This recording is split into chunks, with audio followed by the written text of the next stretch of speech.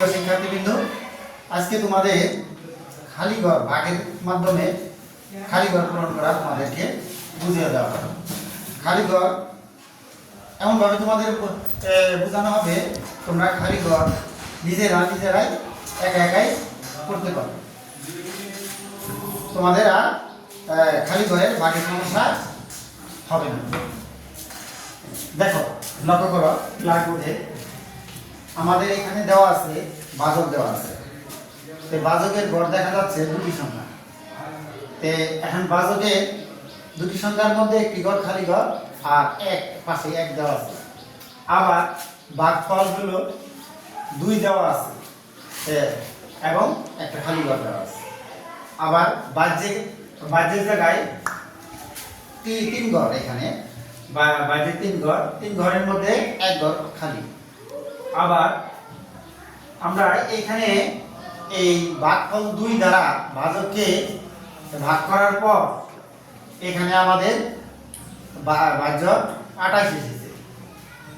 তার নিচে আমরা বিয়োগ করার পরে ভাগের নিয়মে তারপরে তো বিয়োগ করার পরে এইখানে 1 আসছে, তার পাশে ডান পাশে খালি ঘর আছে। একইভাবে তারপরে এখানে আমার একটি সংখ্যা বসবে যাকে ভাগফল দ্বারা গুণ করলে এখানে 14 এসেছে।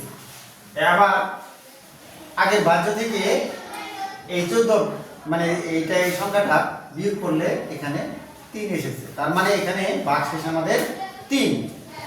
এখন শুরু করা যাক কিভাবে আমরা এই খালি ঘরগুলো পূরণ করব। ধন্যবাদ প্রিয় শিক্ষার্থী, একটু খেয়াল করলে বুঝতে পারবে যে আমাদের ভাজক 1 এবং পাশে একটা সংখ্যা বসবে যেটা খালি ঘর রয়েছে। এই খালি ঘরে কোন সংখ্যা বসালে আমার এই ভাজ্যের 2 ঘরের মধ্যে আমার 28 হবে, কোন সংখ্যাটি হবে? এখন অনুমান করো যে এইখানে 2 কিন্তু আমার ভাগফল রয়েছে। এই 2 এর সাথে এইখানে কোন সংখ্যা গুণ করলে 28 হবে? আমরা একটু খেয়াল করি, যদি আমি এই ফাঁকা ঘরে এক তো আমার ভাজকের এক তো আছে, তার পাশে যদি আমি 2 দিই তাহলে এখানে এই 2 দ্বারা এই 2 এর গুণ করলে কত হয়? 2 দুগুণে 4, 2 একে 2 আসে 24। যদি একইভাবে যদি এই জায়গায় যদি আমি 4 দিই, 4 দ্বারা গুণ করি, 4 দুগুণে কত হয়? 8, 2 একে 2। দেখো তো এখানে 28 হয়েছে কিনা? এখানে কিন্তু 28 দেওয়া আছে, যা আমার মিলে গেছে। আমার ভাগফল এখানে কত? 2 দেওয়া আছে, আর বাহ্যের এখানে 2 সংখ্যা কত? 28 দেওয়া আছে।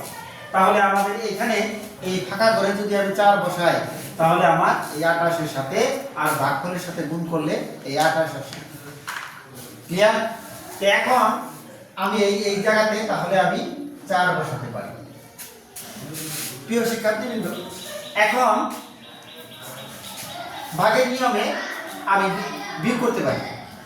বিয়োগ করব যে 9 থেকে 8 চলে গেলে 1, এটা কিন্তু দেওয়াই আছে। এবং তারপরে একটা বাকি সংখ্যা আছে, বাকি সংখ্যাটি কত আমি কিন্তু জানি না। এবং সেই সাথে আমার ভাগফলের পাশে আরেকটা ভাগফল হবে, আরেকটি সংখ্যা হবে, সেই সংখ্যাটা এখানে দেওয়া নাই, খালি ঘর রয়েছে। তাহলে আমার কি করণীয় আছে? এবং করে আমি লক্ষ্য করব যে এইখানে আমার উপরের যে বিয়োগফল কৃত আর কেটে আনার সংখ্যা, এই যে ঘরের মধ্যে যে একটা সংখ্যা আছে, এই সংখ্যাটা কিন্তু একটা ভাগের নিয়মে আমরা পূর্বে থেকে জেনে এসেছি যে একটা ভাগের পরে মানে সংখ্যাটি একটা করে ঘর কেটে আনা যায়। তো সেই জায়গায় আমাদের খালি ঘর রয়েছে, বাহ্যেরও খালি ঘর রয়েছে, লাস্ট সংখ্যাটা কিন্তু আমরা এটা বুঝতে পারতেছি। তাহলে আমরা পরবর্তীতে লক্ষ্য করব যে আমাদের এমন একটি সংখ্যা দ্বারা এখানে গুণ করলে এই 14কে, ভাজক 14কে যদি এমন একটি সংখ্যা দ্বারা গুণ করি যার গুণফল এখানে হবে, তাহলে বোঝাই যাচ্ছে এখানে আমার ভাজক 14 রয়েছে আর এখানেও কি আমার ভাজক 14 রয়েছে। তাহলে 14কে 14 দ্বারা ভাগ করলে কত হয়? 1 হয় না? 14কে 14 দ্বারা ভাগ করলে 1 পাই। তাহলে আমার এই আমার ভাগফলের লাস্ট সংখ্যাটা হবে কত? 1 হবে। তাহলে 1 দিয়ে যদি এখন এই 14কে গুণ করা হয়, 14 একে 14, এখন আমার এই খালি ঘরে আর এই খালি ঘরে কি কোন সংখ্যাটি বসবে এটা এখন বের করব। তো এখন প্রিয় শিক্ষার্থীবৃন্দ, আমরা এই জায়গায় লক্ষ্য করছি আমার গুণফল এখানে ভাজক এবং ভাগফল শেষের সংখ্যা দ্বারা যদি গুণ করি তাহলে এখানে রয়েছে 14।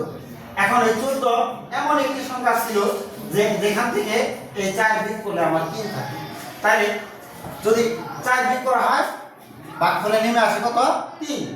এখন 3 কিভাবে আসবে? এখন নিশ্চয়ই এখানে 7 রয়েছিল, 7 ছিল, অথবা এই 4 আর ভাগশেষের 3 যদি আমি যোগ করি তাহলে আমার কত নামে? 7। তাহলে 4 আর 3 কত হলো? 7। তাহলে আমরা এই খালি ঘরে আমরা পেয়েছি 7। এই যে 7 সংখ্যাটি এখন খেয়াল করো, ভাগের নিয়মে বিয়োগ করার পরে এক ঘর করে কেটে আনার নিয়ম আছে। সেক্ষেত্রে আমি এক ঘর করে কেটে আনি, তাহলে এই 7 তো, তাহলে এই 7 তো আমি কেটে আনছি বাজে শেষের সংখ্যা থেকে, তাহলে আমি এই 7টা এখানে বসিয়ে দিই। তাহলে আমার এখন খালি ঘরগুলো পূরণ হয়ে গেল। তো নিশ্চয়ই প্রিয় শিক্ষার্থীরা তোমরা আমার এই ভাগ বুঝতে পারছো। এখন থেকে আশা করি তোমাদের আর এই ভাগের মাধ্যমে খালি ঘর পূরণ করা তোমাদের সমস্যা হবে না।